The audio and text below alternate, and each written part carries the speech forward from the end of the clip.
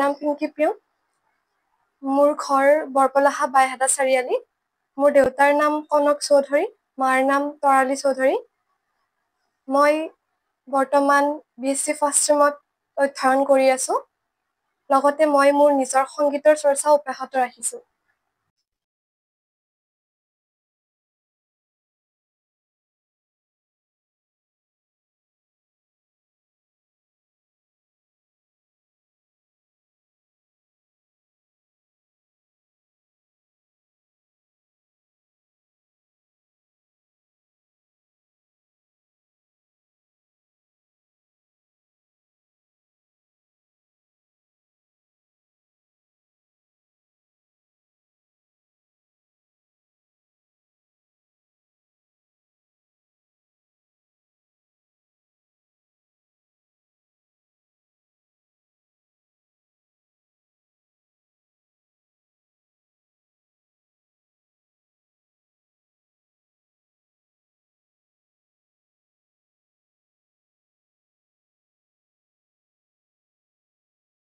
Class 3ৰ পৰাই মোৰ গানৰ এই অধ্যয়নটি আৰম্ভণি কৰিছোঁ। মই জুবিনদাৰ গান, জয়ন্ত হাজৰিকাৰ গান, ডক্টৰ ভূপেন হাজৰিকাৰ গান, তেওঁলোকৰ সৃষ্টিৰাজিৰ মাজেৰে তেওঁলোকক যাতে জীয়াই ৰাখিব পাৰোঁ, সেইটো চেষ্টাৰে মই মোৰ এই অধ্যয়নটি আৰম্ভণি কৰিছোঁ। মই জুবিনদাৰ গান আটাইতকৈ বেছি ভাল পাওঁ। তেওঁৰ গানবিলাকত যিটো অনুভৱ থাকে, সেই অনুভৱটো প্ৰকাশ কৰি ভাল পাওঁ।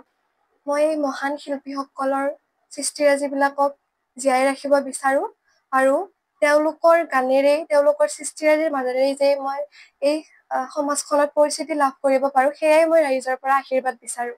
আচলতে জুবিনদাৰ এসাগৰ গীত, তাৰ মাজৰ পৰা যিকোনো এটা গাবলৈ দিগদাৰী হয়, কিন্তু তথাপিও মই তেওঁৰ এটি অতি ভাল লগা গীত গাবলৈ চেষ্টা কৰিছোঁ, দুআষাৰ মান।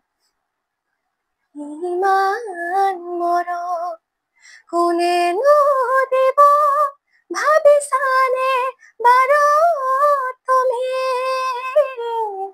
ৰিঙা ৰিঙা মনে তোমাকে বিচাৰে, চিৰদিন কাষতে, ইমান মৰম দূৰণিৰ পৰাই লাগি চাওঁ তোমাক আজি।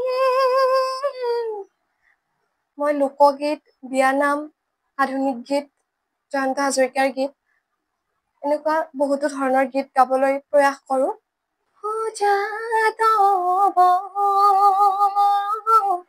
উঠাব নমালি